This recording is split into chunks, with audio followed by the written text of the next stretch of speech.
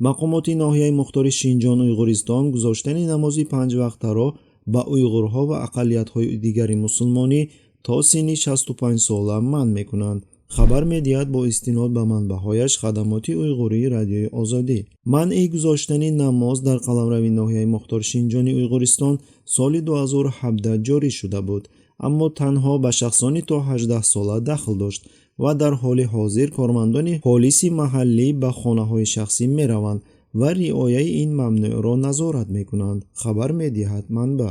درباره شخصانی که قاعده‌ها را ویران می‌کنند به مقامات محلی گزارش داده می‌شود و به آنها جزا داده می‌شود، از جمله حبس کردن در لاگرهای تربیوی سیاسی. هنگام نظارت منزل‌های اویغورها مقامات پلیس گفتند که اکنون تنها مردان سالخورده می‌توانند به مسجدها روند و نماز گزارند. خبر می‌دهد خدمات اویغوری رادیوی آزادی آسیا با استناد به کارمند پلیس دهه در شهر اتوش، اینچنین افسرانی که به منزل‌ها تشریف می‌آورند به همگان توصیه می‌دهند که نماز را رد کنند. ما نمی‌گذاریم که جوانان به مسجد وارد شوند، می‌گوید خبرگزار، اما خوب می‌شود که نمازگزاران 65 ساله و یا کلانتر باشند.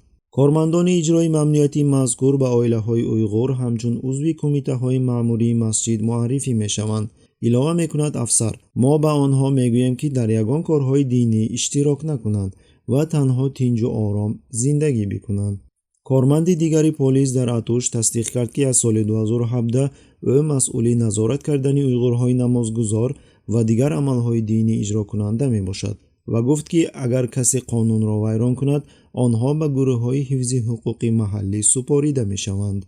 ما به جنایتکاران می گوییم که آنها قانون را ویران کردند و آنها را به گروه دهه انتقال می دهیم. گروه دهه آنها را برای از نو تربیت کردن می برد. سپس به خانواده هایشان از حادثه خبر می دهیم. کار مذکور آن همین طور رخ می دهد. عضو گروه کاری در قزلسوی ولایت مختار شینجان قرقیزستان نیز تصدیق کرد که تا اعتبار پیدا کردن قطعنامه نو در سال 2017 تنها به اعضایان حزب کمونیستی و کودکانی تا 18 ساله عبادت کردن منع کرده شده بود. ما حالا به مردم میگوییم که آنها باید در کار ریشه‌کن کردن اکستریمیسم دینی و تروریسم شرکت ورزند و ثبات را در منطقه بر راه مانند، گفت او.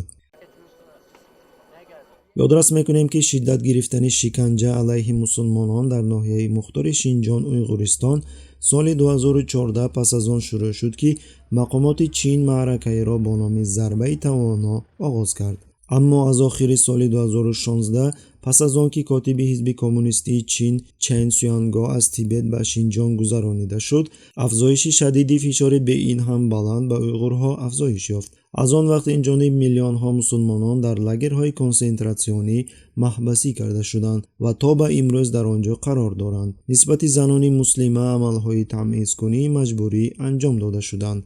کودکان اویغور را در لاگرهای علاهیده کودکان جایگیر میکنند و در آنجا آنها در روحیه پارتی کمونیستی چین تربیت می‌یابند. 好的，好的，这是我们